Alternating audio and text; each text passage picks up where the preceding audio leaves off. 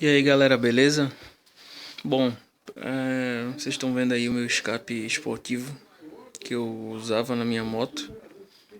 Ah, João, usava, eu tirei ele e eu tô vendendo, galera. Esse vídeo, o propósito mesmo é para vender o escape. Ele tem só 6 meses de uso. A maioria conhece aí, é da marca Roncar. O modelo é o Alumínio SS.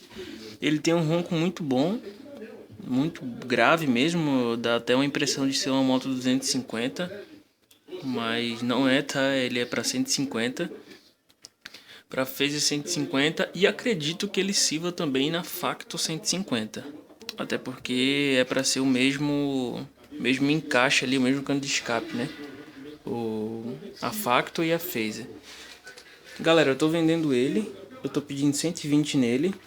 Eu paguei quando eu comprei eu paguei 160, 170 reais, eu não me lembro bem. Fora o frete, né? Deu quase uns 180, 185 reais. Se não me engano, eu não tenho certeza. Hoje ele deve estar na faixa de uns 200 reais aí, tá? 210, 216 reais no Mercado Livre, sem contar com frete. Tô pedindo 120 nele, o escapamento tá bom, perfeito. E vocês devem estar se perguntando também por que eu troquei ele, né? Eu tô pensando em colocar outro cano, ou manter o original, não sei. E também tô pensando em colocar o Borozinho, que é um dispositivo que o Motoca usa na Facto dele. E eu tô pensando em colocar nela, pra quando dá aquela vontade de fazer um barulhinho, só ligar o Borozinho e fazer barulho. Beleza, galera? Por enquanto eu vou manter a moto com o original. E se eu trocar daqui pra frente eu falo pra vocês. Mas tá aí o escape. Vou mostrar mais uma vez, ó.